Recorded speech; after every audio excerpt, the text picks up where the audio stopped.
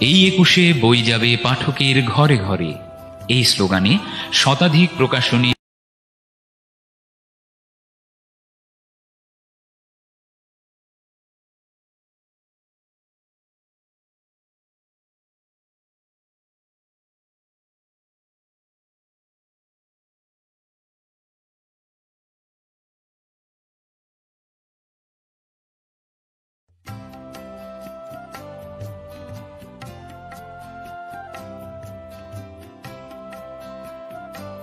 এই ২১শে বই যাবে পাঠকের ঘরে ঘরে, এই স্লোগানে শতাধিক প্রকাশনীর কয়েক হাজার বই নিয়ে boionlinebd.com আয়োজন করছে ১ থেকে ২৮ ফেব্রুয়ারি অনলাইন ২১শে বইমেলা। সারা দেশে ক্যাশ অন ডেলিভারি থাকছে। লেখক, প্রকাশক, পাঠক, ডিজিটাল আড্ডা, বই আলোচনা, নতুন বইয়ের খবর। আপনার প্রিয় বইটি কিনুন boionlinebd.com থেকে। প্রিয় লেখক, প্রকাশক, পাঠক, এই ২১শে আমাদের সঙ্গে থাকুন।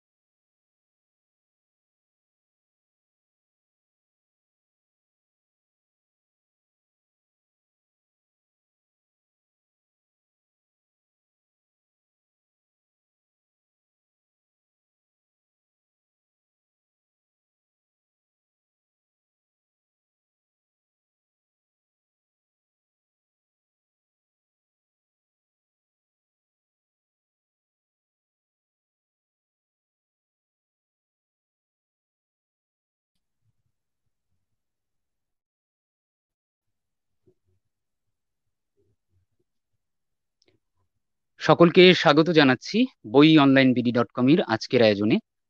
আজ আমাদের মাঝে উপস্থিত হয়েছেন লেখক, প্রকাশক আহমেদুর রশিদ টুটুল এবং দুজন আবৃত্তি শিল্পী সুনীত সুজন এবং জুলফি শাহ রাবেয়া মুমু। যথারীতি আমাদের মাঝে উপস্থিত আছেন প্রকাশক রবিন হাসান। আমরা আমাদের অতিথিদের স্ক্রিনে যুক্ত করে নেব।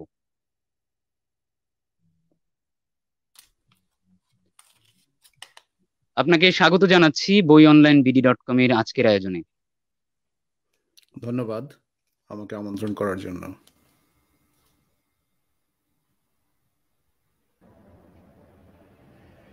সুজন ভাই, আপনাকে স্বাগত জানাচ্ছি boionlinebd.com এর আজকের আয়োজনে। ধন্যবাদ।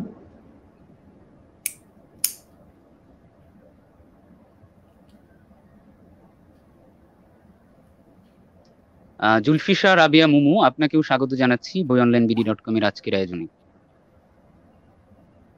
ধন্যবাদ।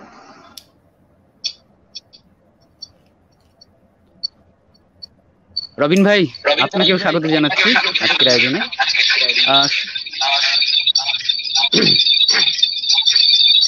ধন্যবাদ। সুপ্রিয় দর্শক, আমাদের এই আয়োজন দুটি পর্বে ভাগ করা হয়েছে।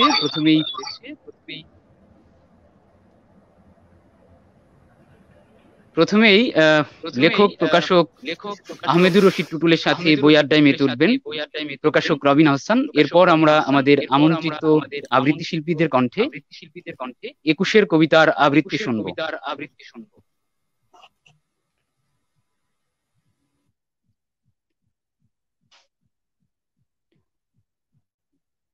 আমরা আমাদের প্রথম পর্বে চলে যাব সরাসরি, তবে তার আগে আমরা প্রকাশক, লেখক আহমেদুর রশিদ টুটুলের উপর নির্মিত একটি ভিডিও চিত্র দেখে নিব।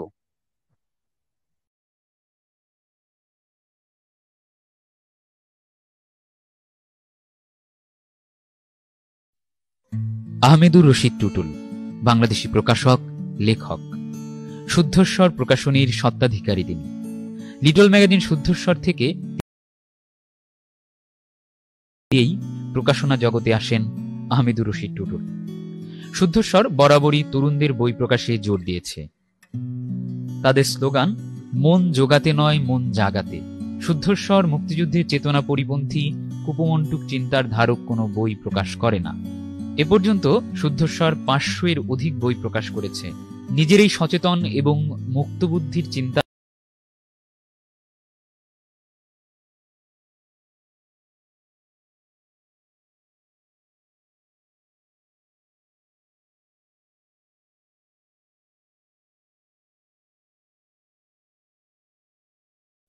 আহ, দুঃখিত, সরাসরি আমরা আলোচনাতে চলে যাচ্ছি। স্ট্রিমইয়ার্ডের যান্ত্রিক জটিলতার কারণে ভিডিও চিত্রটি আমরা দেখাতে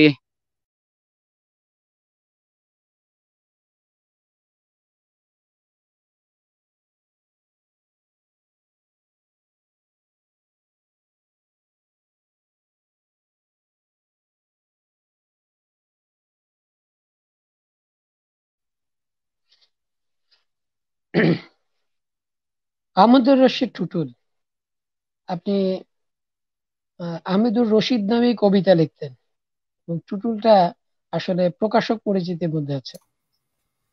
আমরা একই সময় বইমেলা নানা কিছুর সাথে আমরা দুজন যুক্ত ছিলাম। আমরা কখনো ঝগড়াঝাটিও করেছি, আবার কখনো মিত্র শত্রু, শত্রু না ঠিক ঝগড়াঝাটি, মনের দিক থেকে আমাদের যেটুকুই হয় সেরকম আমরা করেছি।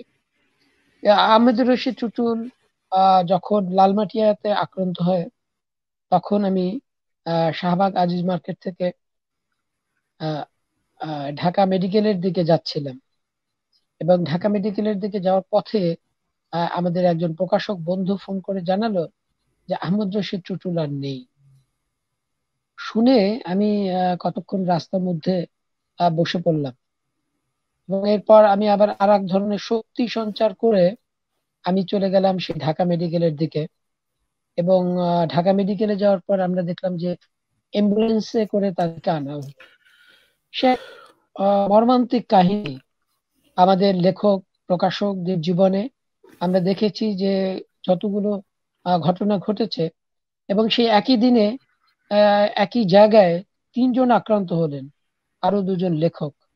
এবং সেই পরিস্থিতির মধ্য থেকে যে টুটুল নেই সেই টুটুল বেঁচে আছেন এবং এখনো তিনি তার কথা, তার লেখা তিনি চালিয়ে যাচ্ছেন। এবং প্রকাশনাটা হয়তো বাংলাদেশে নেই, কিন্তু শুদ্ধস্বর মানুষের মনের জগতে আছে। মন জোগাতে নয়, মন জাগাতে যে স্লোগান, সেই স্লোগানের সাথে কিন্তু শুদ্ধস্বর এখনো আছে আমরা মনে করি। তো আহমেদুর রশিদ টুটুল, প্রথমেই আমরা আপনার লেখালেখি নিয়েই শুনতে চাই। কবিতা লেখা, কবিতার নিজের বই, এই সম্পর্কে যদি আপনি আমাদের একটু বলেন। প্রথম বই বের করানো, প্রকাশিত হওয়া, অথবা একদম লিটল ম্যাগাজিন থেকে যে প্রকাশনায় চলে আসলেন, কিভাবে সেই যাত্রাটা? ধন্যবাদ রবিন ভাই। অনেকদিন পর আপনার সাথে কথা বলে ভালো লাগছে অনেক, এবং পুরোনো দিনের স্মৃতি যেটা আপনি রোমন্থন করলেন, আসলে অনেক ঘটনা মনে পড়ে গেল। মন খারাপ করার ঘটনা, মন ভালো করার ঘটনা, এবং আসলে আমাদের এই যে স্মৃতিগুলো বললেন সেটার মাঝখানে সেটার সাথে দীপন ও ছিলেন, এবং আমরা আজকে তাকে দেখতে পাচ্ছি না, সেটা আমাদের জন্য খুবই দুর্ভাগ্য। তো আসলে এই সংকট সংকুল পরিবেশের মধ্য দিয়ে বা বন্ধুর পথ অতিক্রম করে আমরা পথ চলছি, এবং আমি আপনাকে অভিনন্দন জানাই প্রথমেই যে বাংলাদেশের যে গতানুগতিক প্রকাশনার ধারা, তার বাইরে গিয়ে আপনি প্রতিবাদের যে কণ্ঠটা এখনো অব্যাহত রেখেছেন, সেটা আসলে বাইরে থেকে হলেও আমাদের মনে অনেক ধরনের শক্তি, সাহস এবং আগামী দিনের ব্যাপারে এক ধরনের আকাঙ্ক্ষা যোগায়। তো সেই জন্য আমি আপনাকে আবারও ধন্যবাদ এবং অভিনন্দন জানাচ্ছি। আসলে আমার এই কাজের সাথে যুক্ত হওয়া মূলত লিটল ম্যাগাজিন করার মাধ্যমেই, বই পড়তে পড়তে এর প্রতি আগ্রহ তৈরি হওয়া এবং লিটল ম্যাগাজিন প্রকাশ করা, সাথে নিজের লেখালেখির চেষ্টা করা। তো আমার প্রথম বই যখন বের হয় সেটা 1995 সাল। আসলে আমার প্রস্তুতি ছিল না, বা ওই সময় আমাদের যারা ওই সময়ের যারা 90 দশকের খুব কমই আসলে তখন বই বের করে ফেলেছে, কারণ তারা আর একটু পরে এসে বই বের করেছে। তো আমি একটা বিশেষ ঘটনার কারণে আসলে তখন আমি একটা প্রেমের সাথে যুক্ত হয়ে গেছিলাম, এবং সেই প্রেমিকার উদ্দেশ্যে নিবেদনের জন্যই বইটা আমি করেছিলাম।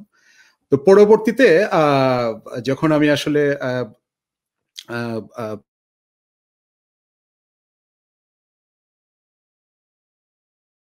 আসলে বই প্রকাশ করার যে সুযোগগুলা, সেখানে সমান যে অধিকারটা বা সুযোগটা সেটা তারা পাচ্ছেন না। তো এই জিনিসটা প্রত্যক্ষ করতে গিয়ে, এবং আমি যখন নিজে আমার বই বের করেছি তখন আমি সেটা অনেক প্রকটভাবে অনুভব করেছি, প্রত্যক্ষ করেছি। এবং যখন আমার বন্ধুরা বই প্রকাশ করতে গিয়ে নানান ধরনের আসলে পরিস্থিতির মধ্যে পড়ে গেলেন, তো তাদের সাথে আলাপ আলোচনার ভিত্তিতেই আসলে মনে হলো যে একটা চেষ্টা করা যাক, এবং সেটা খুবই অ্যামেচার চিন্তা ভাবনা ছিল। তো পরবর্তীতে যখন বইগুলা প্রকাশ হয়ে গেল তখন আসলে কেন যেন একটা উৎসাহ ভিতরে আসলো যে না, প্রকাশনার মধ্যে আমরা যেতে পারি। তো তারপরে আসলে শুরু করা। তো আমরা আসলে ওই বই প্রকাশ করা শুরু করেছিলাম 2004 সালের বইমেলা থেকে, এবং 2015 সালের 31শে ডিসেম্বর পর্যন্ত আমাদের সেটা অব্যাহত ছিল। এবং এই পর্যন্ত আমরা প্রায় 1000-এর কয়েকটা বেশি বই আইটেমের বই প্রকাশ করেছিলাম। তো এটা একটা বিশাল তুলনামূলকভাবে অঙ্ক।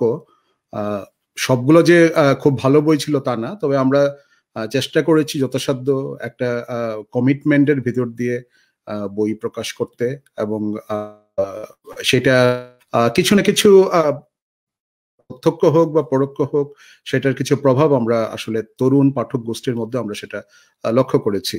এবং এই কারণেই আসলে বাংলাদেশে যে 2013 থেকে 2015-16 পর্যন্ত যে ঘটনাগুলোর মধ্য দিয়ে আসলে বাংলাদেশ অতিক্রম তারই জাগৃতি আক্রান্ত হয়েছে। তখন রোদেলা বন্ধ করে দেওয়া হয়েছিল, আপনার মনে আছে? রোদেলা খুলে দেওয়ার জন্য আমরা নানানভাবে প্রচেষ্টা নিয়েছিলাম। তারপর পরবর্তীতে বদ্বীপ বন্ধ করে দেওয়া হলো, বদ্বীপ এখনো খোলে নাই। তো এই ছিল পরিস্থিতি। এবং তারই ধারাবাহিকতায় যখন আসলে কি বলবো, হসপিটাল থেকে আমাকে বাসায় না গিয়ে বা আমার অফিসে আমি কখনো আর ফিরতে পারি নাই, আমাকে একটা ফেরারি জীবন বা এটা কি বলেন, একটা উদ্বাস্তু জীবন আমাকে বেছে নিতে হলো। তারপর থেকে আবার আমি আমার স্বপ্ন বা আমার যে শুদ্ধস্বরের সাথে বা লিটল ম্যাগাজিনের সাথে বা লেখালেখির সাথে যে মানে সম্পর্কটা, সেই সম্পর্কটাকে আসলে আমি তো ত্যাগ করতে পারিনি। তো সেই জন্যই একটা মনের ভেতরে একটা তীব্র একটা আকাঙ্ক্ষা বলেন বা এটা এক ধরনের ক্ষোভও বলা যায়, সেটা ছিল যে কিভাবে আসলে ফিরে আসা যায়, কিভাবে আসলে কোনো একটা বিকল্প উপায়ে ফিরে আসা যায় কিনা। তারপর 2017 সালের জানুয়ারি থেকে একটা অনলাইন প্ল্যাটফর্মের মাধ্যমে শুদ্ধস্বরকে আবার সংগঠিত করার চেষ্টা করে যাচ্ছি। এবং এখন এটা অনলাইনের মাধ্যমে ম্যাগাজিন এবং নিয়মিত কলাম, তারপরে বই রিভিউ, ব্লগ, এইগুলি সমন্বয়ে আসলে একটা অনলাইন প্ল্যাটফর্ম আমি এখন পরিচালনা করছি, প্রকাশ করছি। এবং আমি খুব দৃঢ়ভাবে আশাবাদী যে হয়তো হার্ড ভার্সন হবে না, কিন্তু ই ভার্সন প্রকাশ করার মাধ্যমে হলেও বই প্রকাশনায় শুদ্ধস্বর আবার ফিরে আসতে পারবে খুব দ্রুত। আমরাও আপনার সাথে আশাবাদী যে এখন দুনিয়াটাই অনলাইন। আপনি থাকছেন কোথায় আমরা সেই পরিচয়টা বলছি না, সেই জায়গাটার নামও আমরা বলছি না, তো আমরা কিন্তু কথা বলছি। তো জি, অনলাইন যুগ বলা যায় এটাকে। যেমন 21-এর বইমেলা হচ্ছে না, এবং আমরা যেমন শুদ্ধস্বর প্রকাশনী নেই বইমেলায়, শ্রাবণ প্রকাশনীকে নিষিদ্ধ করা হয়েছিল। আমরা দেখেছি যে গত 12 বছরে বাংলা একাডেমিতে এক ধরনের যে স্বৈরতান্ত্রিক আহ কাণ্ড কারখানা চলেছে, তাতে আসলে বইমেলার কোনো পরিবেশ আমরা মনে করি যে আমাদের মতো প্রকাশকদের ছিল না। এবং আমরা শ্রাবণ প্রকাশনী বইমেলা থেকে আমরা গত বইমেলায় যাইনি, এবারও আমরা বলেছি যে বইমেলায় যাব না। এবং আমরা বাংলা একাডেমির বইমেলা এক অর্থে আমরা প্রত্যাহার করেছি। যে বাংলা একাডেমি আমাদের নিষিদ্ধ করেছিল, নিষিদ্ধ করার পর পারেনি, তো আমরা শ্রাবণ প্রকাশনী বাংলা একাডেমিকেই আমরা বাংলা একাডেমিতে না যাওয়ার, না গিয়ে বই প্রকাশ করার, না গিয়ে বই বিক্রি করার এক ধরনের প্রচেষ্টা আমরা করছি। এবং আমরা সেখানে অনেকটা জয়ীও হচ্ছে। এই যে 21-এর বইমেলায় শুদ্ধস্বর নেই, ফয়সালা রিফিন দীপন নেই, অথবা আমি বলবো রবিন আহসান শ্রাবণ প্রকাশনী নেই, তো এরপরেও আমরা চাই যে 21-এর বইমেলা থাকুক। এবং 21-এর বইমেলাটা আমাদের যে বুদ্ধিভিত্তিক জায়গা, 21-এর বইমেলাকে কেন্দ্র করে যেটা হয়েছিল, সেই জায়গাটার আসলে অবস্থা আমরা খুবই বাজে অবস্থা দেখেছি 2013-র পর থেকে। এবং এই বইমেলাটা কিন্তু আসলে এখন আর আমাদের মতো প্রকাশক অথবা আমরা যেরকম বই প্রকাশ করতে চাই, যেরকম লেখক আমাদের দরকার, সেই রকম জায়গাটা নেই। এই বইমেলাটা অনেকটা আপনিও দেখেছেন যে বইমেলাটা হঠাৎ করেই বইমেলাটার চরিত্র বদলে গেল, এবং চরিত্র বদলে গিয়ে এখন যে বইমেলাটা হচ্ছে সেটা একটা অনেক সুন্দর, অনেক বড় বড় প্যাভিলিয়ন, হ্যাঁ, অনেক বড় জায়গা, কিন্তু বইমেলাটার প্রাণ কিন্তু আসলে সেভাবে আর নেই আমি বলতে চাই। তো এই যে বইমেলার স্মৃতিচারণটাও শুনতে চাই। আপনি তো সৈয়দ শামসুল হকের বই প্রকাশ করেছেন, এবং সেই বইমেলার যখন বাংলা একাডেমির বইমেলাটা শুধু বাংলা একাডেমির মধ্যে ছিল, তখনকার পরিবেশ এবং আজকের দূর থেকে দেখা পরিবেশ কেমন মনে করেন? জি, আসলে আপনি তো সবগুলোই বলে ফেললেন যে বইমেলার পরিবেশের যে একটা বিবর্তন আমরা দেখতে পাচ্ছি এখন নানানভাবেই। একসময় যখন বাংলা একাডেমির ভিতরে যখন বইমেলা ছিল, লিটল ম্যাগাজিনের চত্বর ছিল, তো তখন আপনার একটা স্বল্প পরিসরের মধ্যে তখন যে পরিমাণ প্রকাশকরা সেখানে অংশগ্রহণ করতেন, তাদের মধ্যে অংশগ্রহণের মধ্যে এক ধরনের যে প্রাণবন্ত এবং প্রাণের আদান প্রদানের যে ব্যাপারটা ছিল, এটা মনে হয় যে ক্রমেই আসলে দূরে সরে যাচ্ছে নানান কারণে। এবং সেটা আমি মনে করি যে এর মাধ্যমে যে বইমেলার যে মূল চেতনাটা, যে আমাদের দেশ কেন্দ্রিক বাঙালি জাতীয়তাবাদের যে সাংস্কৃতিক ভিত্তি, যেটা সেখান থেকে আমার মনে হয় গেছে। এবং জায়গা বদলের মাধ্যমে আমাদের যে আকাঙ্ক্ষাটা ছিল যে এটি একটি পরিশীলিত এবং সুন্দর একটি আন্তর্জাতিক মানের বইমেলার মাধ্যমে বইমেলায় পরিণত হবে, কিন্তু সেটি আসলে নানান কারণে আমরা হয়ে উঠতে দেখছি না।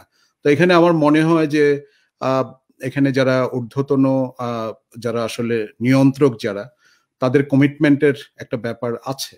তো কমিটমেন্টটা, এটার সাথে আসলে অনেক কিছুই জড়িত। যেমন আজকাল একটা কথা খুব, যেমন এই 13 থেকে 15-16-র মধ্যে যে ঘটনাগুলো ঘটলো, এর পরবর্তীতে যে কথাটা হচ্ছে যে ডিরেডিকালাইজেশন, যে আপনি কিভাবে ডিরেডিকালাইজ করবেন। আপনি নানান বিভিন্ন এজেন্সিকে আমি দেখছি যে তারা নানান ধরনের পদক্ষেপ নিয়েছে, বা র্যালি করা হয়, বক্তৃতা দেওয়া হয়, লিফলেট বিতরণ করা হয়, কিন্তু আসলে কি এইভাবে সম্ভব? এভাবে তো সম্ভব না। কারণ দরকার হলো যে মূল হলো যে কমিটমেন্টের জায়গাটা, এবং সেই কমিটমেন্টটা হতে হবে যে একেবারেই গ্রাসরুট লেভেলে। এবং এটারই একটা পার্ট হলো বই মেলা বা বইয়ের বিপণন বা বইকে প্রমোট করা। সরকারি পর্যায়ে একেবারে জনগণের ক্ষেত্রে বইয়ের যে সংস্কৃতি, যেটা বই পাঠের যে সংস্কৃতি, সেটাকে গড়ে তোলার ব্যাপারে এক ধরনের ফিডব্যাক দেয়া সরকারের পক্ষ থেকে, এবং যারা সরকারি বিভিন্ন সংস্থা আছে, বিশেষ করে বাংলা একাডেমি, জাতীয় গ্রন্থকেন্দ্র, তাদের অনেক দায়িত্ব আছে। তো এই দায়িত্বগুলো যদি আসলে ওইভাবে পালন না করা হয়, এবং আপনার যে এখন যে বইগুলোকে আমরা বাংলাদেশ হট সেল বা বেস্ট সেলার হিসেবে দেখছি, আসলে সেই বইগুলো আসলে কোন ধরনের চেতনা ধারণ করছে। তো এবং এই সংঘর্ষটা এখানে কিন্তু দেখা গেল যে যে বইগুলোর কারণে আজকে দীপনকে মরতে হলো বা টুটুলকে দেশ হলো, তো সেই বইগুলো কিন্তু এখন বাংলা একাডেমির বইমেলায় তাদের প্রবেশাধিকার নেই। কিন্তু যে বইগুলোকে বেস্ট সেলার হিসেবে দেয়া হচ্ছে, সেটা হলো সেই বইগুলোর অপোজিট চিন্তা। আমি বলছি না যে বই প্রকাশ হবে না, সবাই বই প্রকাশ করবে, কিন্তু একপাক্ষিক যে সুযোগ তৈরি করে দেয়া, যেটা, এটার জন্য দায়টা কে নিবে? তো এই দায়গুলো যদি সম্পর্কে যদি বোধোদয় না হয়, তাহলে এই আপনার এই যে মৌলবাদকরণ যেটা বা সাম্প্রদায়িকীকরণ যেটা, আপনার মুক্তিযুদ্ধের চেতনার যে বিরোধী যে ব্যাপারগুলো, সেগুলো থেকে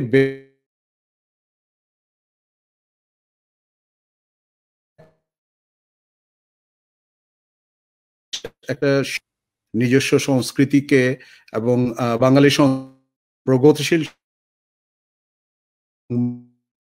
বিকশিত করার, তো ওই জায়গাটা আমার মনে হয় যে আমাদের সবারই বুঝতে হবে, নীতি নির্ধারকদের বুঝতে হবে। ওই জায়গায় যদি না বুঝতে পারেন এবং ওই জায়গার কমিটমেন্টটা যদি না নিতে পারেন, তাহলে আপনার কোনো ধরনের কোনো প্রচেষ্টাই আসলে কাজে আসবে না, এবং আজকে থেকে আরো 5 বছর পরে আমরা হয়তো আরো অন্য কোনো আরো ভয়াবহ কোনো চিত্র আমরা দেখব। আমিদুর রশিদ টুটুল, আপনি বাংলাদেশ ত্যাগ করার পরে আমরা দেখেছি যে আন্তর্জাতিক অনেকগুলো সংগঠনের সাথে আপনি জড়িত। আপনি যেমন পেনের সাথে জড়িত, এবং আমি দেখেছি যে ফ্রাঙ্কফুর্ট বুক ফেয়ারে বেশ কয়েকবারই আপনি সরব। তো এই যে ফ্রাঙ্কফুর্ট বুক ফেয়ার এবং পেনের যে নানা অনুষ্ঠান দেশের বাইরে আপনি করছেন, তো কেমন লাগছে? এবং আমাদের দেশকে শুধুমাত্র মানে এটা একটা আমাদের আমার মানে আবদার বলা যায় যে আমরা যে এখন আমরা যারা বাংলাদেশে বসে আছি, অথবা বাংলাদেশে বসে কাজ করছি, আমরা যেন এমন কোনো প্রচারণা না দেখি যে বাংলাদেশটা একদম শেষ হয়ে গেছে। তা আমাদের উচিত হবে যে বাংলাদেশে আমরা যারা লড়াই করছি আমাদের পক্ষে আপনাদের সেখানে কথা বলা। তো ফ্রাঙ্কফুর্ট বুক ফেয়ার নিয়ে আমি একটু বলতে চাই, যেহেতু আমি ফ্রাঙ্কফুর্ট বুক ফেয়ারে 3বার গিয়েছি। তো আপনার যে ফ্রাঙ্কফুর্ট বুক ফেয়ারে বেশ কয়েকবার প্রেজেন্টেশনে আপনি ছিলেন, সেই সব গল্প এবং কিভাবে মানে এখন সেখানকার মানে বাংলাদেশকে পরিচিত করে তুলছেন সেসব একটু শুনতে চাই। জি, আপনি অনেক গুরুত্বপূর্ণ আসলে প্রসঙ্গটা বলেছেন। হ্যাঁ, আমি মনে করি যে মাইক্রোফোনটা ইকো হচ্ছে কি? এক মিনিট। জি, আমি মনে করি যে আসলে আমি কাউকে এখন পর্যন্ত এরকম ভাবে আমি প্রত্যক্ষভাবে বলতে শুনিনি, বাংলাদেশের যারা আসলে এক্সাইল আছেন, কি বলতে শুনিনি, কখনো বলিনি, বা যাদের সাথে আমার আলাপ আলোচনা হয়েছে বা হয় তাদেরকে এইটা কখনো এইভাবে বলা হয় না। আমরা যেটা বলি যে বাংলাদেশের মানুষ খুবই সাহসী, বাংলাদেশের মানুষ অপার সম্ভাবনাময়, বাংলাদেশের তরুণরা মানে অনেক কিছু করার ক্ষমতা রাখে এবং পৃথিবী বদলে দেওয়ার ক্ষমতা রাখে। কিন্তু কিছু কিছু আপনার কারণে, কিছু কিছু রাজনৈতিক কারণে, কিছু কিছু আপনার ব্যুরোক্রেসির কারণে তারা আসলে মিসগাইডেড, আসলে ভুল পথে পরিচালিত হচ্ছে, এবং বাংলাদেশে তাদেরকে ভুল পথে পরিচালিত করার জন্য কিছু জিনিসের আপনার প্রভাব প্রতিপত্তি বাড়ছে, যেমন আপনার সাম্প্রদায়িকতা, যেমন মৌলবাদকরণ, যেমন এবং এগুলা অবশ্যই মুক্তিযুদ্ধের চেতনার বিরোধী। আমরা এই কথাগুলোই আসলে বলে থাকি, এবং আমরা বলি যে এই জিনিসগুলা আসলে এই জিনিসগুলো থেকে বের হয়ে আসার জন্য আমাদের দরকার যে সুষ্ঠু গণতান্ত্রিক যে চেতনার যেটা, সেটার বিকাশ। আমরা সেটা বলি যে আমরা বলি যে মুক্তবুদ্ধির যে চর্চা যেটা, সেটার যথাযথ যেন প্রয়োগ বাংলাদেশে হয়, মানুষ যেন মুক্তভাবে কথা বলতে পারে, তথ্য যেন মানুষ পায়, সঠিক তথ্য এবং পুরো তথ্য যেন জাতি ওপেনলি জানতে পারে, কোনো রকম সেন্সরশিপ ছাড়া, এবং কোনো প্রকাশক যেন ভয় পেতে হয় না কোনো বই প্রকাশ করার জন্য, কোনো লেখককে যেন ভয় না পেতে হয় তার লেখার জন্য। এই জিনিসটি আসলে আমরা বলার চেষ্টা করি, এবং আমরা এই জন্যই বলি যে আমাদের কণ্ঠগুলো যদি সমন্বিতভাবে এটা উচ্চারণ করা হয়, এবং তাতে দেশের ভিতরে আপনারা যারা কাজ করছেন, আপনারা যারা প্রতিবাদ করছেন যে কোনো অন্যায়ের, তারা যেন শক্তিটা পান, তারা যেন সাহসটা পান। কারণ বাংলাদেশের প্রেক্ষাপটে সত্য কথা বলতে গেলে এবং সঠিক প্রতিবাদ করতে গেলে কি ধরনের পরিস্থিতির মুখোমুখি হতে হয় সেটা তো আমরা প্রতিনিয়তই প্রত্যক্ষ করছি। তো এই জিনিসটি আসলে আমরা করে থাকি। শেষবারের কথা বলছি, হ্যালো, এই ধরনের এই বাংলাদেশের ফ্রিডম নিয়ে, বাংলাদেশের পাবলিকেশন ফ্রিডম নিয়ে 2টা সেমিনারে আমি জয়েন করেছিলাম, এবং এই কথাগুলি আসলে বলা হয়েছে আসলে যে একটা সংবাদপত্রের স্বাধীনতা, প্রকাশনার স্বাধীনতা কিভাবে একটা দেশের আপনার পরিচালিত এবং সঠিকভাবে করতে পারে। আমরা এই জিনিসগুলোই আসলে আমরা আমাদের যারা ফ্রাঙ্কফুর্ট বুক ফেয়ার যিনি পরিচালক ইয়র্ন বস ছিলেন আমাদের সাথে, আরো নরওয়েজিয়ান একজন বুদ্ধিজীবী ছিলেন, তো এদের সাথে এই কথাগুলি আসলে আমরা শেয়ার করেছি, এবং তারাও নানান দেশের উদাহরণ সহ দিয়ে আসলে এই জিনিসগুলার এক ধরনের মিথস্ক্রিয়া তৈরি করার মাধ্যমে আমরা আসলে একটা আলোচনার মধ্য দিয়ে আমরা পরবর্তী আমাদের যারা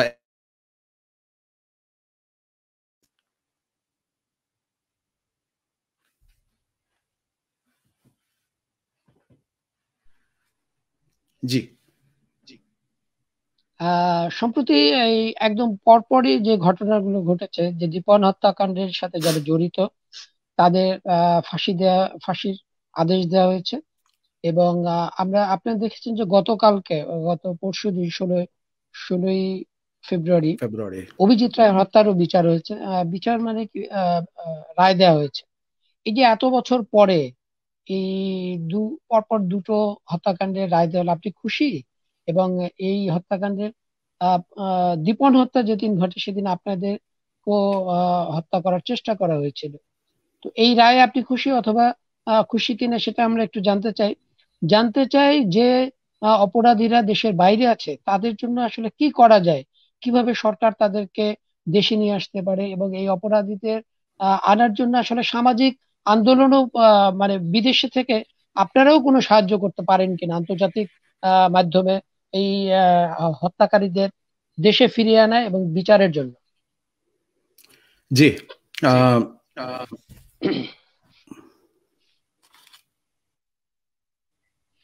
আসলে এই ধরনের বিচারের ক্ষেত্রে আপনার মাইকটা বোধহয় আবার সমস্যা করতেছে। ওকে, তো এই ধরনের বিচারের ক্ষেত্রে আমার মনে হয় না যে কেউই সরাসরি বলতে পারবে যে খুশি বা অখুশি, বা এটা বলার মতো আসলে এই ধরনের বিচারের প্রেক্ষাপট না।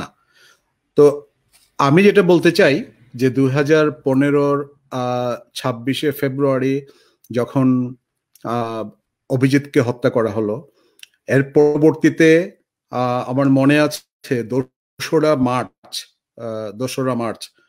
আর বা পহেলা মার্চ সম্ভবত, 2রা মার্চ আমি পেলাম, আমি কোনো একটা এজেন্সির সাথে আলোচনা করেছে, তখনই শুনতে পেয়েছি যাকে এইবার অভিজিৎ হত্যার সাথে যাকে যাবজ্জীবন কারাদণ্ড দেওয়া হয়েছে, এবং যে ফেসবুকে এর অনেক আগে অভিজিতের বিরুদ্ধে হুমকি দিয়ে এসেছিল, এবং যার হুমকির প্রেক্ষিতে বাংলাদেশের একটি বড় যারা অনলাইনে বই বেচা বিক্রি করে তারা বই উঠিয়ে নিয়েছিল প্রকাশকের সাথে আলাপ না করে, লেখকের সাথে আলাপ না। প্রকাশকের পক্ষ থেকে তাদেরকে বারবার অনুরোধ করার পরেও তারা কোনো ধরনের ভদ্রতা বা সৌজন্যতা বোধ দেখায়নি। তো এই ঘটনাগুলো মনে আছে, এবং আমার আরো মনে আছে যে এর পরবর্তীতে প্রায় 2-3 মাস পর সেই হত্যাকাণ্ডের মামলার যিনি পরিচালনা করছিলেন তার সাথে আমার দেখা হয়েছিল একটা জায়গায়, এবং আমি তাকে প্রশ্ন করেছিলাম যে আপনারা এই অভিজিৎ হত্যার বিচারের কি অবস্থায় আছে। উনি বলেছিলেন এটি আপাতত স্থগিত আছে। কিন্তু বাই দিস টাইম আপনারা সবাই দেখেছেন যে আমরা কয়েকদিন পর আমরা দেখেছি যে অমুককে গ্রেফতার করা হয়েছে এবং বলা হয়েছে সেই ছিল অভিজিৎ হত্যার মূল হোতা। এরকম ভাবে বেশ কয়েকজনকে আমাদের সামনে নানানভাবে আমাদেরকে তুলে ধরা হয়েছে। এর মধ্যে আবার কয়েকজন আমরা শুনেছি পত্রিকার মাধ্যমেই যে তাকে অন্য আসামিকে ধরতে গিয়ে তাকে ক্রস ফায়ারের মধ্যে সে পড়ে গেছে এবং সে নিহত হয়েছে। তো এই ধরনের ধূম্রজালের ভিতর দিয়েই এই বিচারটা আসলে শেষ হয়েছে, এবং এই বিচারের যে সবচেয়ে আমি অভিজিৎ হত্যাকাণ্ডের কথা বলছি, সবচেয়ে যে বড় প্রত্যক্ষদর্শী ছিলেন এবং সাক্ষী ছিলেন অভিজিতের স্ত্রী বন্যা আহমেদ, তাকে কিন্তু কখনোই আদালত থেকে বা তদন্তকারী সংস্থার থেকে আপনার কখনো তাকে কোনো ধরনের তার সাথে যোগাযোগও করা হয়নি। তো এই প্রক্রিয়ার মাধ্যমে যে বিচার হয়েছে, আমি ধন্যবাদ জানাই যে আপনার 60% ক্রসফায়ারের মাধ্যমে গেলেও 40%-এর অংশটুকু বিচারিক আদালতের মাধ্যমে একটা রায় এসেছে। তো এইটার জন্য আমি আসলে আমার কিছু ভালো লাগছে যে একটা বিচারিক একটা প্রক্রিয়া এটা হয়েছে। কিন্তু আসলে এই যে বিচারটা হলো, এর মাধ্যমে কি আমরা অভিজিৎকে ফিরে পাবো না। কিন্তু এই বিচারের সবচেয়ে বড় প্রাপ্তি আসলে কি ছিল? এদের ফাঁসির মাধ্যমে আমরা আসলে কোন ধরনের বিচারটা পাবো? কারণ বিচার justice is not only for বদলা, যে রক্তের বদলা রক্ত বা নাকের বদলা নাক,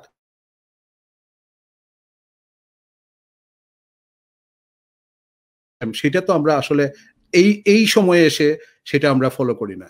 আমরা আনন্দিত হতাম যদি সরকার এবং আদালত যদি নির্দেশ দিত সরকারকে যে অভিজিতের বইগুলোকে সহজলভ্য করতে হবে আজকে বাংলাদেশে, প্রকাশকরা যেন এই বই প্রকাশ করতে কোনো ভয় না পায়। যে প্রকাশক, আমি একটু বলি যে সরকার কিন্তু অভিজিৎ রায়ের কোনো বই নিষিদ্ধ করেনি, এবং অভিজিৎ রায়ের বই আমি যেটা দেখেছি প্রকাশক হিসেবে, প্রকাশকরা আতঙ্কে ভয়ে তারা বন্ধ রেখেছেন এবং প্রকাশনা বন্ধ রেখেছেন। কিন্তু সরকারের আইনমন্ত্রীর সাথে কথা হয়েছিল, তিনিও বলেছেন যে আমি জানি না, এবং আমি নিশ্চিত যে সরকার কোনো বই বাজেয়াপ্ত করার পরে সেটি একটি প্রেস রিলিজ দেওয়া হয়, আপনিও জানেন সেটা, কিন্তু সরকার তার কোনো বই বাজেয়াপ্ত করেনি। ফলে আমি আপনার কাছে যে প্রশ্নটা করেছিলাম যে দুইজন অপরাধী সাজাপ্রাপ্ত অপরাধী যারা দেশের বাইরে আছে তাদেরকে বাংলাদেশে পাঠানোর জন্য এবং তাদের যে বিদেশে থাকার বিরুদ্ধে কিভাবে আপনারা কাজ করতে পারেন, এবং আমরাও একটা সামাজিক মাধ্যমে প্রতিবাদ করে, অথবা আমরা তাদেরকে দেশে আনার জন্য কিভাবে সরকারকে একটা প্রেশারের উপর চাপে রাখতে পারি বলে আপনি মনে করেন? জি, আপনার দুইটা প্রশ্নের এক নাম্বার, বই বাজেয়াপ্ত সত্য, এবং অভিজিৎ রায় হত্যার পরে আমার সাথে যখন আইন শৃঙ্খলা রক্ষাকারী বাহিনীরা আলাপ করেছিল, আমাকে কি বলেছিল এটা কিন্তু কোনো ধরনের লিখিত নির্দেশ ছিল না, কিন্তু আমাকে বলেছিল যে এই ধরনের বই প্রকাশ আপনি করবেন না, কারণ এই ধরনের বই প্রকাশ করলে আপনার নিরাপত্তা দেওয়া সম্ভব না। এটা আমাকে স্পষ্ট বলেছিল তারা। তো কিন্তু আমি জিডিও করেছিলাম আমার নিরাপত্তা চেয়ে, কিন্তু তারা আমাকে মৌখিকভাবে এই তথ্যটা আমাকে দিয়েছিল যে এই ধরনের বই আমাদের এই সমাজের সাথে সামঞ্জস্যপূর্ণ না। এই সরকারের পক্ষ থেকে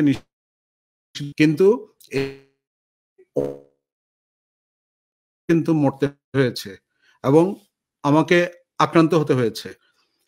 এটাও তো সত্য, এবং এই সত্যটা আজও বিদ্যমান, এবং অন্য কোনো প্রকাশক এই বইগুলো রিপ্রিন্ট করার সাহস কেন করছে না?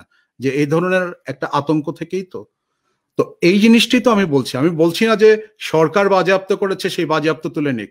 আমি বলছি যে একটা একটা গোপন যে নিষেধাজ্ঞা, যেটা সেই নিষেধাজ্ঞার কবল থেকে বাংলাদেশ মুক্ত হোক। আপনি আজকে বাংলাদেশে কিন্তু কোনো সরাসরি কোনো প্রেস বা পত্রিকার কোনো খবর প্রকাশে নিষেধাজ্ঞা নাই, কিন্তু যদি সাংবাদিক কোনো সংবাদ প্রকাশ করতে সে ভয় পায়, সেটা কেন পায়? আমি চাচ্ছি যে এই পরিবেশটা থেকে বের হয়ে না আসতে পারলে তো অভিজিৎ হত্যার বিচার, দীপন হত্যার বিচার হবে না। কারণ 2015 সালের 26শে ফেব্রুয়ারির পরে আপনার দীপনও যে অভিজিতের যে দুইটা বই প্রকাশ করেছিল পরবর্তী সংস্করণে যাচ্ছিলেন না, কারণ সে ভয় পাচ্ছিল যে এইগুলি এখন ঠিক ইয়েতে যাওয়া যাবে না। আমারও যেগুলো স্টকে ছিল তার বাইরে আমি প্রকাশ করতে পারি নাই, তখন একটা অস্বস্তিকর পরিবেশ ছিল। তো এই যে অস্বস্তিকর পরিবেশ আজকে 5 বছর পরে বা 6 বছর পরে যখন বিচার হলো বা বিচারের যে রায়টা আমরা দেখলাম, তার মাধ্যমে কি ওই অস্বস্তিকর পরিবেশ থেকে আমরা বের হয়ে আসতে পেরেছি? প্রশ্নটা এখানেই।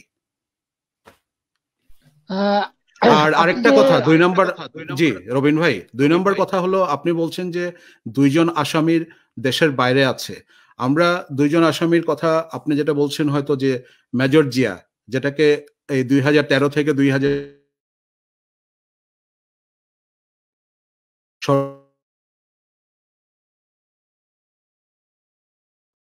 ওনার সম্পর্কে আমি বলছি না যে ওই গুগলে সার্চ দিয়ে তার সম্পর্কে তথ্য, কিন্তু আসলে সে কে, সে কোত্থেকে আসে, চলে গেল কোথায়? আপনি যেটা বলছেন যে বিদেশে আছে, আমি জানি না সে কোথায় আছে, বা আমি তার সম্পর্কে স্পষ্ট কোনো, যেমন আমরা জানি যে বঙ্গবন্ধুর খুনি একজন আমেরিকাতে আছে বা কানাডায় আছে, সেটা আমরা যেমন জানি, কিন্তু মেজর জিয়া যে রহস্যময় চরিত্র, যাকে সব ঘটনার ঘটক বলা হচ্ছে, আমরা তার সম্পর্কে কিন্তু জানি না। তো না জানলে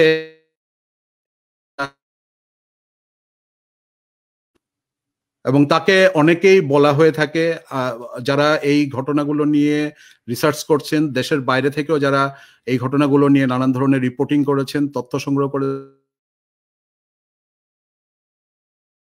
জিয়া চরিত্রটি কাল্পনিক, তাকে দিয়ে হয়তো অন্য কেউ এই উদ্দেশ্যটা হাসিল করেছে অন্য কোনো কারণে। প্রশ্ন আমি অভিজিতের স্ত্রী বন্যার কাছেও শুনেছি, এবং অভিজিতের বিচারের পরে যে বক্তব্য বন্যা দিয়েছেন সেখানেও এই ধরনের কথার ইঙ্গিত আছে। তো আমি চাই যে সরকারের পক্ষ থেকে এই ধরনের যে ধোঁয়াশাগুলো এগুলাকে খোলাসা করা হবে। আমরা আপনার ডিজিটাল প্রকাশনার কথা শুনেছি, যেহেতু আপনি দেশের বাইরে। মুদ্রণযোগ্য বই করা এবং সেটা বিপণন করা খুবই কঠিন এখন। তো আমরা এই যে ডিজিটাল বই এবং আপনার আগামী দিনের পরিকল্পনা কি, সেই ডিজিটাল বইয়ের নিজের লেখালেখি সম্পর্কেও জানতে চাই।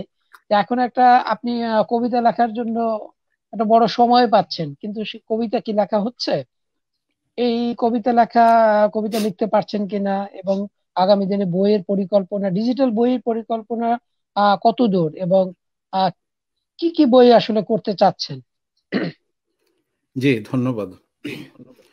আমি যখন থেকে নিজে প্রকাশনা শুরু করলাম, তারপর আস্তে আস্তে নিজের বই প্রকাশ করার আগ্রহ হারিয়ে ফেললাম। 2014 সালে আমার 2টা কবিতার বইয়ের পাণ্ডুলিপি আমি তৈরি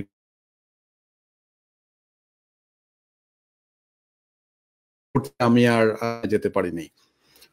তো যাই হোক, কবিতা তো একটা নেশা, এবং বই বের করা সেই নেশার বাইরে আরো একটু বেশি নেশা। তো আমি সেই বাইরের নেশাটা এখনো পড়িনি। তবে চেষ্টা করি কিছু লেখালেখি করতে, খুব না। আমার কিছু লেখা, কিছু কবিতা অনুবাদও হয়েছে, আপনার ইংরেজিতেও কিছু হয়েছে এবং নরওয়েজিয়ান ভাষায়ও কিছু হয়েছে। তো হয়তো ভবিষ্যতে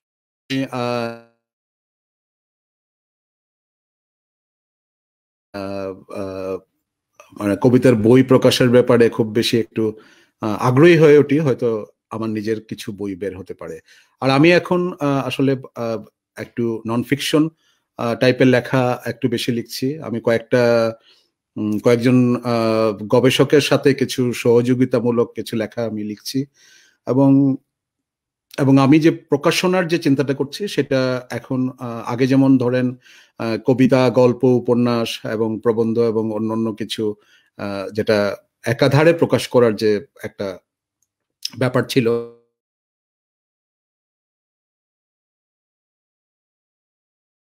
খুব বিষয় ভিত্তিক আপনার কিছু বই প্রকাশ করব, এবং আমি চেষ্টা করব যে সেই বইটা যেন একেবারেই আন্তর্জাতিক মানের যে সম্পাদনা সেটা করার মাধ্যমে বইটা প্রকাশ করি। এবং 2021 সালের মধ্যে আমি আশাবাদী যে এই বই প্রকাশনায় পুনরায় শুদ্ধস্বর পা রাখতে পারবে।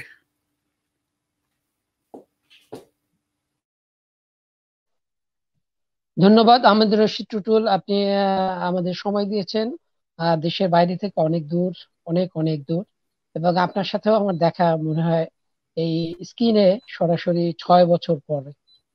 জি, সুস্থ থাকুন, ভালো থাকুন, বই নিয়ে পরিকল্পনা করুন, এবং আমরাও বই নিয়ে আরো নতুন নতুন পরিকল্পনা নিয়ে আপনার সাথে আবারও আমরা যোগাযোগ করব, সেই আশাবাদ ব্যক্ত করে আজকের মতো এখানে বিদায় নিচ্ছি। অনেক ধন্যবাদ আমাকে আমন্ত্রণ জানানোর জন্য।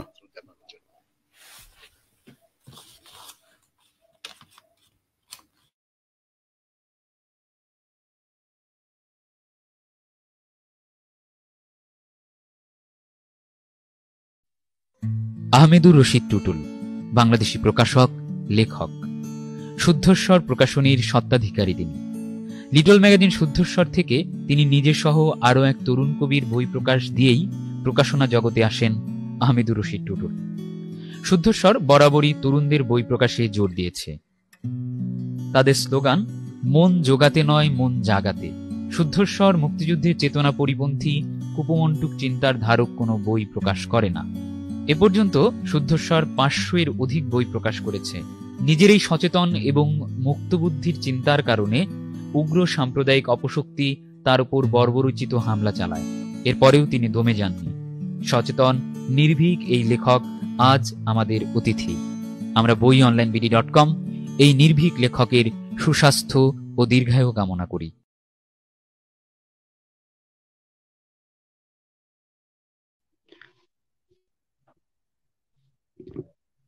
সুপ্রিয় দর্শক, আপনারা দেখছিলেন, শুনছিলেন প্রকাশক রবিন আহসানের সাথে লেখক প্রকাশক আহমেদ রশিদ টুটুলের বই আড্ডা। আমরা এ পর্যায়ে আমাদের অনুষ্ঠানের দ্বিতীয় পর্বে চলে যাব। আমাদেরকে 21-এর কবিতা আবৃত্তি করে শোনাবেন আবৃত্তি শিল্পী সুনীত সুজন এবং জুলফিশাহ রাবিয়া মুমু। আমরা প্রথমেই সুনীত সুজনের কাছে চলে যাব।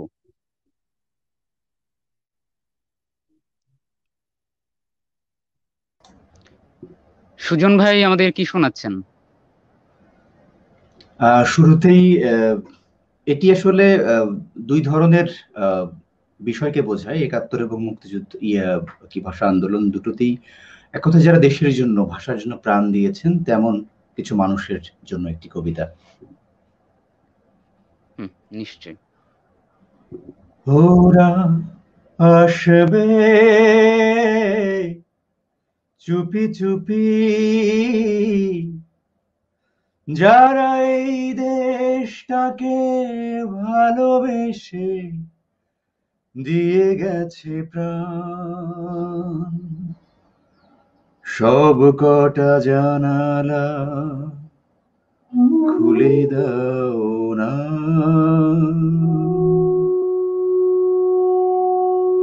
চারজন দেবদূত এসে ঘিরে আছে একটি কফিন। একজন বলল, দেখো ভিতরে রঙিন, রক্তমাখা জামা ছিল হয়ে গেছে ফুল, চোখ দুটি মেঘে মেঘে ব্যথিত বকুল। চারজন দেবদূত এসে ঘিরে আছে এক সব দেহ।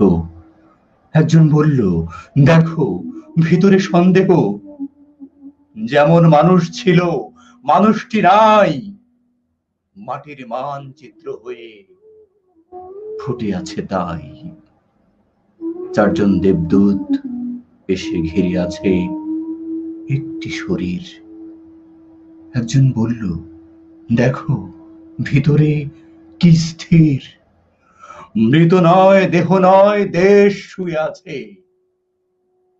সমস্ত নদীর উৎস হৃদয়ের কাছে। চারজন দেবদূত এসে ঘিরে আছে একটি কফিন। একজন বলল, দেখো ভেতরে নবীন, হাতের আঙুলগুলি আরক্ত করবি, রক্ত মাখা বুক জুড়ে স্বদেশের ছবি। ওরা আসবে চুপি চুপি, যারা এই দেশটাকে ভালোবেসে দিয়ে গেছে প্রাণ, সব কটা জানালা খুলে দাও না।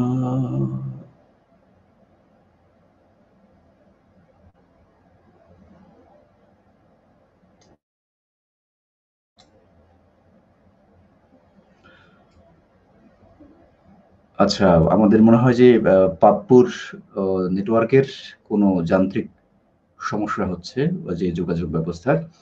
আমি বরং আরেকটা কবিতা এর মধ্যে আমরা আপনার কাছে আবারও ফিরবো, তবে আমাদের আরো একজন আবৃত্তি শিল্পী জুলফিশাহ রাবিয়া মুমুর কাছে আমরা যাব।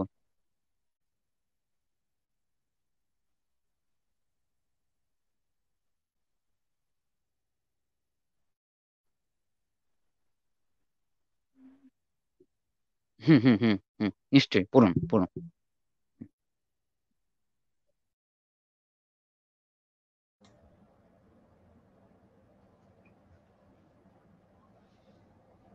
কুমড়ো ফুলে ফুলে নুয়ে পড়েছে লতাটা, সজনে ডাঁটায় ভরে গেছে গাছটা, আর আমি ডালের বড়ি শুকিয়ে রেখেছি। খোকা, তুই কবে আসবি, কবে ছুটি? চিঠি তার পকেটে ছিল, ছেঁড়া আর রক্তে ভেজা।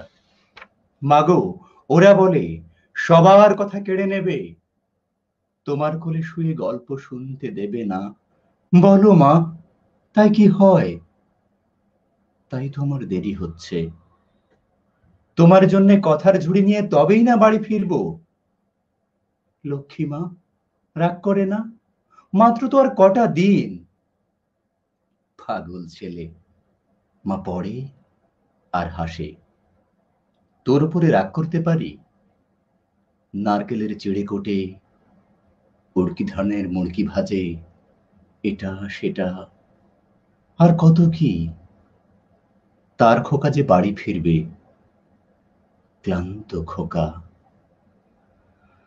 কুমড়ো ফুল শুকিয়ে গেছে, ঝরে পড়েছে ডাঁটা, পুঁইলতাটা নেতানো। খোকা এলি, ঝাপসা চোখে মা তাকায়। উঠোনে উঠোনে, যেখানে খোকার সব শকুনেরা ব্যবচ্ছেদ করে। এখন মার চোখে চৈত্রের রোদ পুড়িয়ে দেয় শকুনিদের। তারপর দাওয়ায় বসে মা আবার ধান ভানে, বিন্নি ধানের খই ভাজে। খোকা তার কখন আসে, কখন আসে। এখন মার চোখে শিশির ভোর, স্নেহের রোদে ভিটে ভরেছে।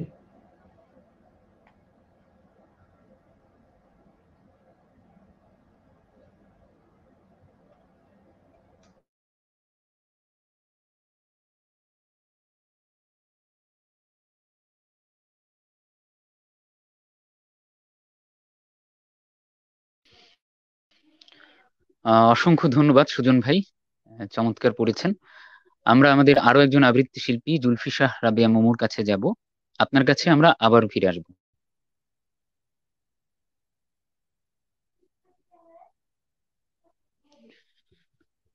জুলফিশাহ রাবেয়া মমু। জি ভাই, শুনতে পাচ্ছেন? হ্যাঁ, শুনতে পাচ্ছি। আপনি আমাদের কি শোনাচ্ছেন? ভাই, আমি হচ্ছে ভবানী প্রসূত মজুমদারের একটি কবিতা পড়ছি।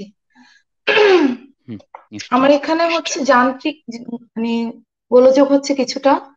আহ মাঝখানে যদি কেটে যায় আমাকে ক্ষমা সুন্দর দৃষ্টিতে দেখবেন। ঠিক আছে ভাই, আমি নিশ্চয়ই পড়ছি। নিশ্চয়ই। ছেলে আমার খুব সিরিয়াস, কথায় কথায় হাসে না। জানেন দাদা, আমার ছেলের বাংলাটা ঠিক আসে না। ইংলিশেও রাইমস বলে, ডিবেট করে, পড়াও চলে। আমার ছেলে খুব পজিটিভ, অলিক স্বপ্নে ভাসে না। জানেন দাদা, আমার ছেলের বাংলাটা ঠিক আসে না। ইংলিশ ওর গুলে খাওয়া, ওটাই ফার্স্ট ল্যাঙ্গুয়েজ, হিন্দি সেকেন্ড। সত্যি বলছি, হিন্দিতে ওর দারুণ তেজ। কি লাভ বলুন বাংলা পড়ে, বিমান ছেড়ে ঠেলায় চড়ে। বেঙ্গলি থার্ড ল্যাঙ্গুয়েজ, তাই তেমন ভালোবাসে না। জানেন দাদা, আমার ছেলের বাংলাটা ঠিক আসে না। বাংলা আবার ভাষা নাকি? নেই কোনো চার্ম বেঙ্গলিতে। সহজ সরল এই কথাটা লজ্জা কিসের মেনে নিতে? English very fantastic, Hindi sweet scientific. Bengali is glamourless, or place এদের পাশে না। জানেন দাদা, আমার ছেলের বাংলাটা ঠিক আসে না। বাংলা যেন কেমন কেমন, খুবই দুর্বল আর প্যান প্যানে। শুনলে বেশি গা জ্বলে যায়, একঘেয়ে আর ঘ্যান ঘ্যানে। কিসের গরব আর কিসের আশা, আর চলে না বাংলা ভাষা। কবে যেন বেঙ্গলি ডে, ফেব্রুয়ারি মাসে না? জানেন দাদা, আমার ছেলে বাংলাটা ঠিক আসে না। ইংলিশ বেশ বোম্বাস্টিক, শব্দে ঠাসা দারুণ ভাষা। বেঙ্গলি ইজ ডিসগাস্টিং, ডিসগাস্টিং সর্বনাশা। এই ভাষাতে দিবা নিশি হয় শুধু ভাই পিএনপিসি। এই ভাষা তাই হলেও দেশি সবাই ভালোবাসে না। জানেন দাদা, আমার ছেলের বাংলাটা ঠিক আসে না। বিদেশে কি বাংলা চলে? কেউ বোঝে না বাংলা ভাষা। বাংলা নিয়ে বড়াই করার চেয়েও ভালো নীরবতা। আজ ইংলিশ বিশ্ব ভাষা, বাংলা ফিনিশ নিঃস্ব আশা। বাংলা নিয়ে আজকাল কেউ সুখের স্বর্গে ভাসে না। জানেন দাদা, আমার ছেলের বাংলাটা ঠিক আসে না। শেক্সপিয়র, ওয়ার্ডসওয়ার্থ, শেলি বা কিটস বা বায়রন। ভাষা ওদের কি বলিষ্ঠ, শক্ত সবল, যেন আয়রন। কাজী নজরুল, রবীন্দ্রনাথ ওদের কাছে তুচ্ছ নেহাত। মাইকেল হেরে বাংলায় ফেরে, আবেগ উচ্ছ্বাসে না। জানেন দাদা, আমার ছেলের বাংলাটা ঠিক আসে না। ধন্যবাদ।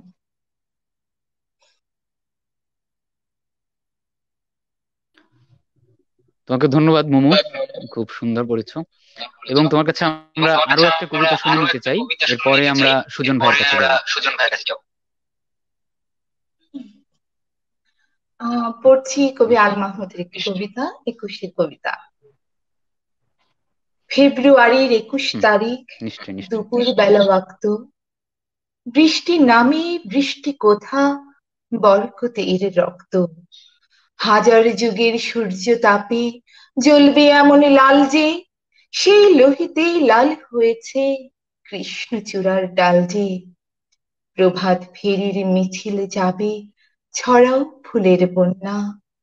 বিষাদ গীতি গাইছে পথে তিতুমিরের কন্যা। চিনতে নাকি সোনার ছেলে, ক্ষুদিরাম কি চিনতে? রুদ্ধশ্বাসে প্রাণ দিল যে মুক্ত বাতাস কিনতে। পাহাড়তলির মরণ চূড়ায় ঝাঁপ দিল যে অগ্নি, ফেব্রুয়ারির শোকের বসন পড়ল তারই ভগ্নি। প্রভাত ফেরি, প্রভাত ফেরি, আমায় নেবে সঙ্গে। বাংলা আমার বচন, আমি জন্মেছি এই বঙ্গে। ধন্যবাদ।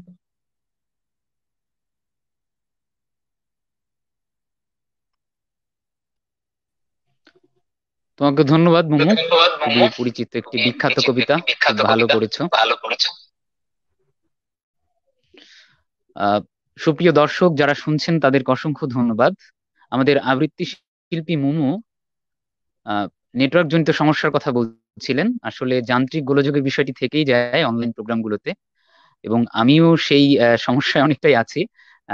যদি কোনো ভুল ত্রুটি হয় সেগুলো ক্ষমা সুন্দর দৃষ্টিতে দেখবেন। আমরা আমাদের আবৃত্তি শিল্পী সুনীত সুজনের কাছে চলে যাব। সুজন ভাই, কি শোনাবেন? এবার শোনাবো আসাদ চৌধুরীর একটি বহুল পঠিত কবিতা, ফাগুন এলেই। নিশ্চয়ই, আমার খুবই পছন্দের কবিতা। ফাগুন এলে একটি পাখি ডাকে, থেকে থেকেই ডাকে। তাকে তোমরা কোকিল বলবে, বলো। আমি যে তার নাম রেখেছি আশা, নাম দিয়েছি ভাষা। কত নামেই তাকে ডাকি, মেটে না পিপাসা। ফাগুন আনে ফুলের তোড়া, কখন প্রতিবাদ। ফাগুন যেন পাগলা ঘোড়া, মানতে চায় না বাঁধ। ফাগুন এলে অলি এসে জোটে, কলিরা পায় লোটে। তাকে তোমরা শহীদ মিনার বলো। আমি যে তার নাম রেখেছি ফেরা, নিজের ঘরে ফেরা। ঘর থেকে যে পথে ওড়ে তেমন বিহঙ্গেরা। ফাগুন যেন ফুফুর আরশি, দেখি নিজের মুখ। ফাগুন শিখায় সূত্রে লৌহে জীবনের ভুল চোখ। ফাগুন এলেই একটি পাখি শাখে, থেকে থেকেই ডাকে। কোকিল বলবে তাকে, বলো। ফাগুন এলেই অলি এসে জোটে, কলিরা পায় লোটে। বলবে তাকে শহীদ মিনার, বলো।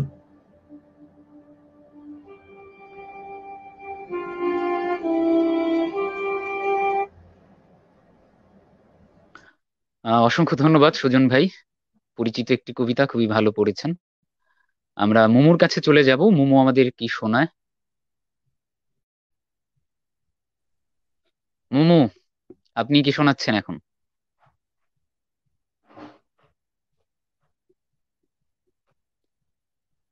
আপনার মাইক্রোফোনটি আনমিউট করতে হবে মোমো। জি ভাই, দুঃখিত। আমি হচ্ছে রুদ্র মোহাম্মদ শহীদুল্লাহ, কথা ছিল সুবিনয়, কবিতাটি শোনাচ্ছি। ঠিক আছে। কথা ছিল রক্ত প্লাবনের পর মুক্ত হবে শস্য ক্ষেত, রাখালেরা পুনর্বার বাঁশিতে আঙুলে রেখে রাখালিয়া বাজাবে বিশদ। কথা ছিল বৃক্ষের সমাজে কেউ কাঠের বিপণী খুলে বসবে না, চিত্রল তরুণ হরিণেরা সহসাই হয়ে উঠবে না রপ্তানিযোগ্য চামড়ার প্যাকেট। কথা ছিল শিশু হবে পৃথিবীর শ্রেষ্ঠতম সম্পদের নাম, নদীর চুলের রেখা ধরে হেঁটে হেঁটে যাবে এক মগ্ন ভগীরথ। কথা ছিল কথা ছিল আঙুল ছোবে না কোনোদিন, অথচ দ্রাক্ষার রসে নিমজ্জিত আজ দেখে আরশি মহল, রাখালের হাত দুটি বড় বেশি শীর্ণ আর ক্ষীণ। বাঁশি কেনা জানি আর কখনোই হয়ে ওঠে নাই।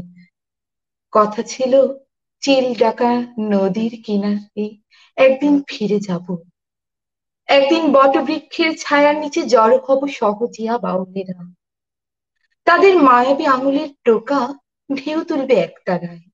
একদিন সুবিনয় এসে জড়িয়ে ধরে বলবে, উদ্ধার পেয়েছি। কথা ছিল ভাষার কসম খেয়ে আমরা দাঁড়াবো ঘিরে আমাদের মাতৃভূমি, জল, অরণ্য, জমিন, আমাদের পাহাড় ও সমুদ্রের আদিগন্ত উপকূলে। আজন্ম এ জলাভূমি খুঁজে প্রকৃত সীমানা তার। কথা ছিল আর্য বা মুঘল নয়, এ জমিন অনার্যের হবে। অথচ এখনো আদিবাসী পিতাদের শৃঙ্খলিত জীবনের ধারাবাহিকতা, কৃষকের রন্ধ্রে রন্ধ্রে রক্তে বুনে যায় বন্দিত্বের বীজ। মাতৃভূমি খণ্ডিত দেহের পরে তার থাবা বসিয়েছে আর্য বণিকের হাত। আর কি অবাক, ইতিহাস দেখি সব লুটেরা দস্যুর জয়গানে ঠাসা, প্রশস্তি বহিরাগত ভাস্করের নামে নানা রং পতাকা ওড়ায়। কথা ছিল আমাদের ধর্ম হবে ফসলের সুষম বন্টন, আমাদের তীর্থ হবে শস্যপূর্ণ ফসলের মাঠ। অথচ পাণ্ডুনগরের অপচ্ছায়া ক্রমশ বাড়ায় বাহু, অমলিনী সবুজের দিকে, তরুদের সংসারের দিকে জলোচ্ছ্বাসে ভেসে যায় আমাদের ধর্ম, তীর্থভূমি। আমাদের বেঁচে থাকা ক্লান্তিকর, আমাদের দৈনন্দিন দিন। ধন্যবাদ বাপু ভাই।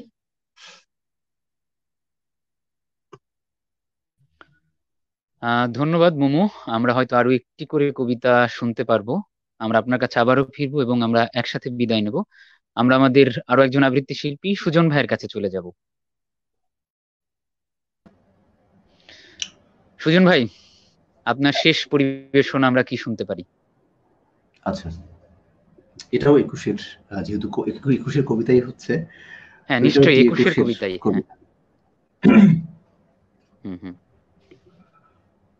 আমার ভাই রক্তে রাঙানো 21শে ফেব্রুয়ারি, আমি কি ভুলিতে পারি ছেলে হারা শত মায়ের অশ্রু গড়ায় ফেব্রুয়ারি,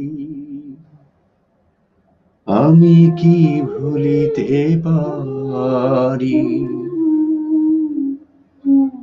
মা বললেন, দেখি তোদের মধ্যে কে আগে পৃথিবীটা ঘুরে আসতে পারে। হেসে মরি, আমরা ওই ছোট্ট তিতাস সাঁতরে পার হতে পারি না। আর মা বলছেন পৃথিবী। তবু আমরা 4 ভাই দুর্বার বিষাদটুকু নিয়ে পৃথিবী ভ্রমণে বের হই। মাকে বোঝাবে কে? মা, আমরা গণেশ নই। মা বলেন, থাক, দেখি কে আগে চাঁদ পাড়তে পারিস। বলি, মা, এগুলো স্রেফ কথার খই। ঘুম পাড়াবার ইচ্ছে হয় ঘুম পাড়াও, না হয় আবার শিশু হই। শেষে মা বলেন,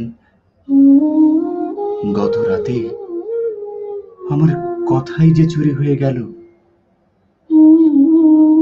এবার আমরা 4 ভাই বুকের কৃষ্ণচূড়া মাকে সোপে আলহাদি থই থই।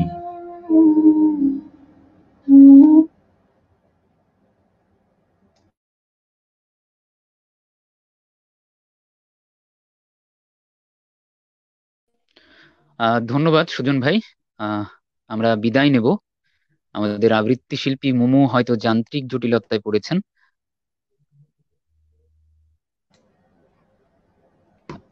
মোমো চলে এসেছেন, আমরা মোমোকেও যুক্ত করে নিচ্ছি। আপনাদের দুজনকে অসংখ্য ধন্যবাদ আমাদের সময় দিলেন।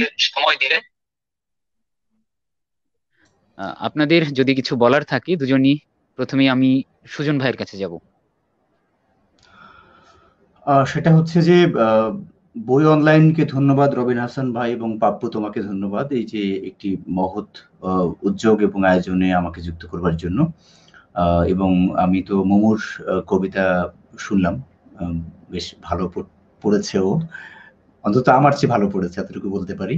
আর আসলে যুক্ত হতে পেরে খুব ভালো লাগছে। 21-এর আয়োজন, ভাষা শহীদদের প্রতি অতল শ্রদ্ধা এবং ভালোবাসা তো থাকছেই, আর সেই সঙ্গে যারা এখন যুক্ত আছেন এবং পরবর্তী সময়ে যুক্ত হয়ে আমাদের আয়োজনটি দেখবেন, তাদের সকলের প্রতি ভালোবাসা।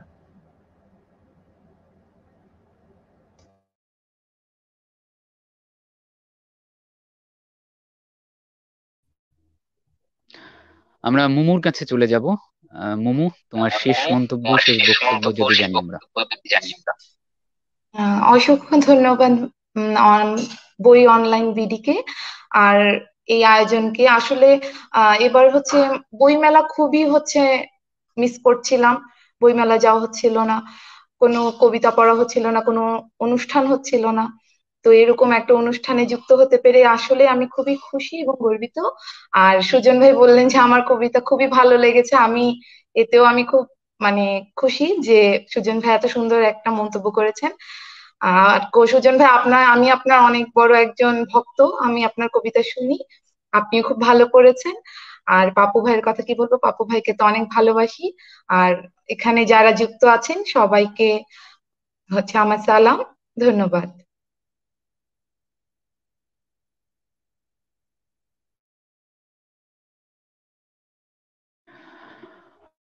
সুপ্রিয় দর্শক, এই 21-এ বই যাবে পাঠকের ঘরে ঘরে, এই স্লোগানকে ধারণ করে বই অনলাইন BD.com আয়োজন করেছে মাসব্যাপী অনলাইন 21-এ বইমেলা।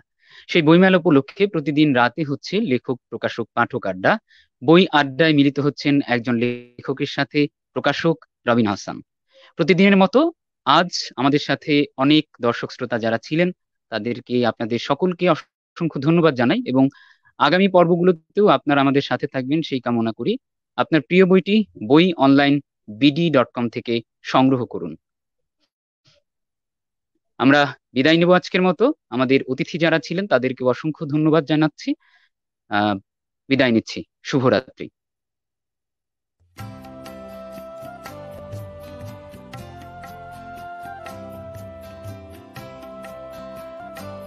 এই 21-এ বই যাবে পাঠকের ঘরে ঘরে, এই স্লোগানে শতাধিক প্রকাশনীর কয়েক হাজার বই নিয়ে বই অনলাইন BD.com আয়োজন করছে 1 থেকে 28 ফেব্রুয়ারি অনলাইন 21-এ বইমেলা।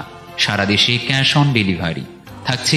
লেখক প্রকাশক পাঠক ডিজিটাল আড্ডা, বই আলোচনা, নতুন বইয়ের খবর। আপনার প্রিয় বইটি কিনুন বই অনলাইন BD.com থেকে। প্রিয় লেখক প্রকাশক পাঠক, এই 21-এ আমাদের সঙ্গে থাকুন।